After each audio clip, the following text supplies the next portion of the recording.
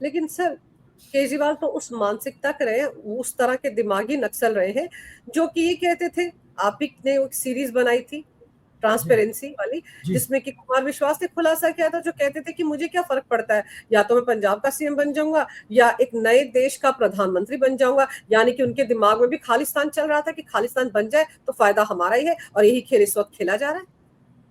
ये तो बड़ी विस्फोटक बात है।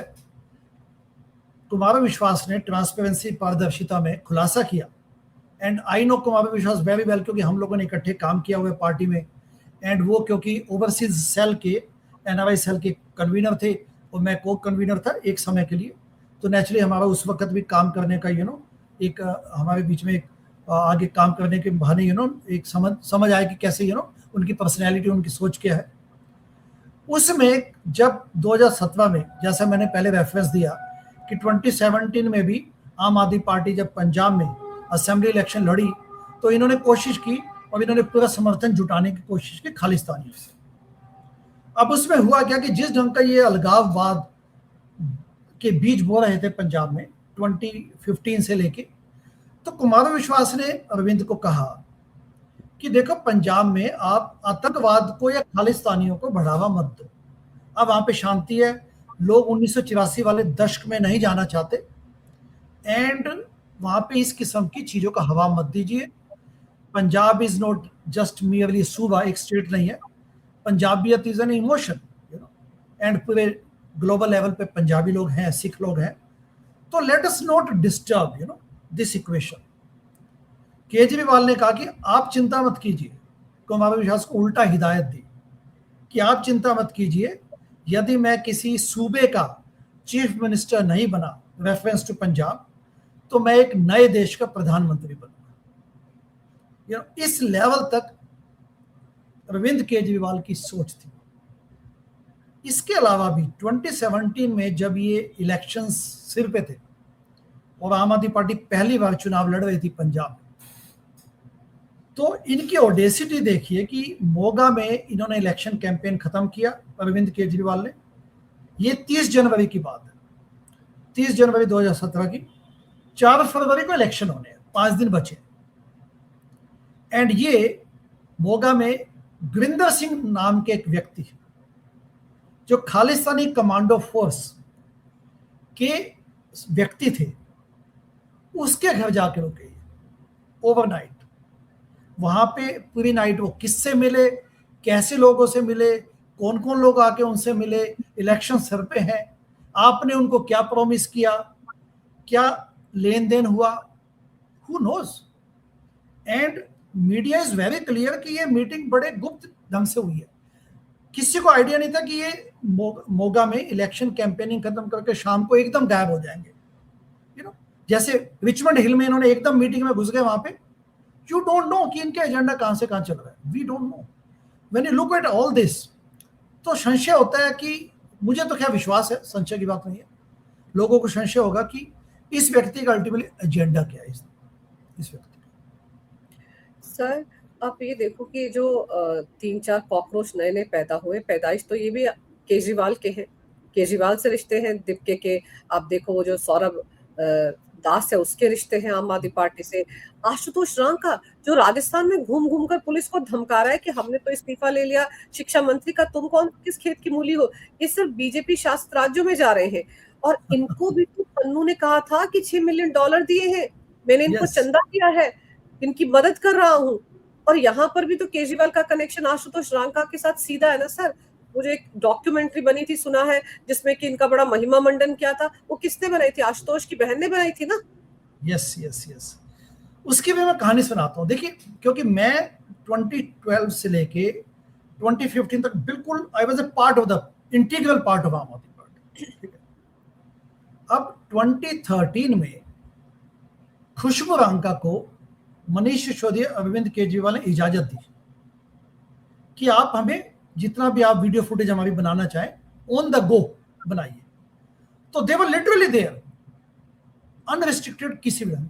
क्योंकि मैं इसलिए बोल रहा हूं कि यदि दर्शक इस वेब सीरीज का, मैं अपनी वेब सीरीज की बात नहीं कर रहा, ट्रांसपेरेंसी, पारदर्शिता, जो मैंने 2019 में बनाई, आई एम टॉकिंग अबाउट खुशबू रांका ने एक वेब सीरीज बनाई थी 2013-14 में, उसमें इनको अनरिस्ट्रिक्टेड एक्सेस थी। इस वेब सीरीज को जब इन्होंने रिलीज किया तो उसके आखिरी 5 मिनट की फुटेज देखेंगे तो योगेंद्र यादव, मैं एंड हमको साथी वहां बैठे हुए आम आदमी पार्टी के दफ्तर में, कनाट प्लेस में। कनाट प्लेस का वो दफ्तर जो किसी सरदार जी ने 1 रुपये पर माह पे किराए पे दिया था, उनको भी लगा देश बदलेगा, तो उसमें ये बैठ के वहां पे, तो people can see Yogendra Yadav me, तो इनको इस लेवल की फ्री एक्सेस थी। लेकिन क्या था कि इनकी मैलिशियस इंटेंट थी। वेब सीरीज तो शूट हो गया इनके 2014 तक, खत्म हो गया।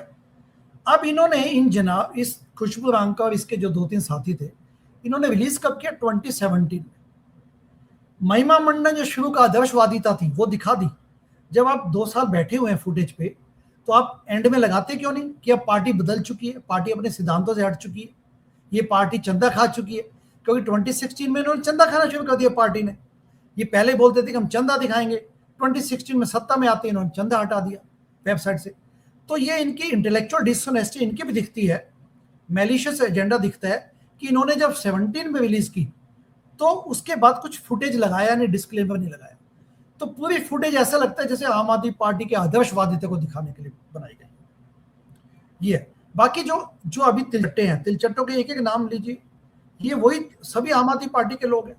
एक व्यक्ति जिसका नाम आपने लिया अभी, उसने जस्टिस स्वर्णलता शर्मा पे कितना इल्जाम लगाया था, आप ये देखिए, किसके बिहेस्ट पे? अरविंद केजरीवाल के बिहेस्ट पे।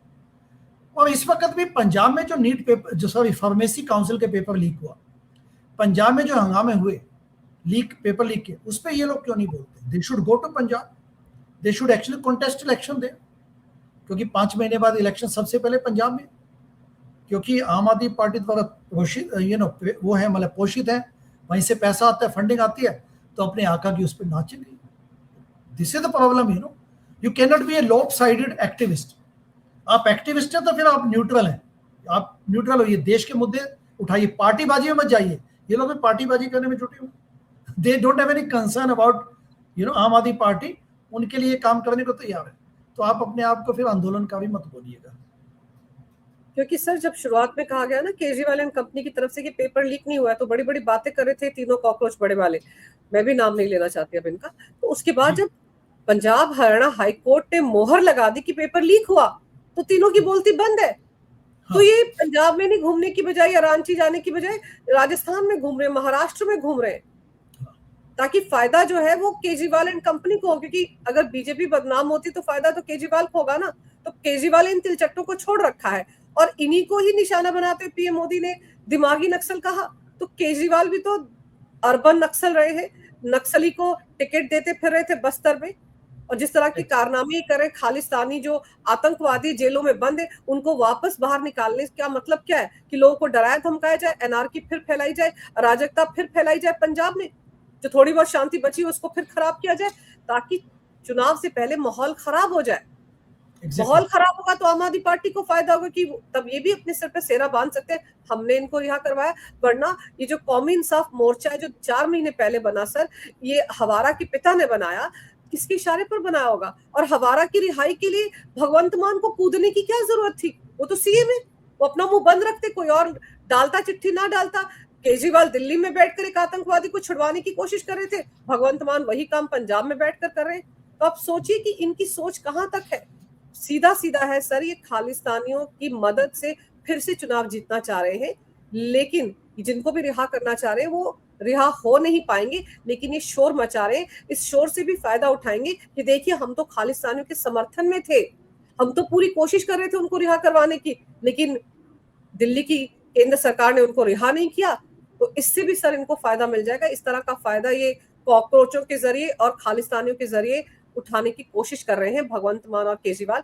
कितने सफल होते हैं ये तो आने वाले दिनों में पता चलेगा।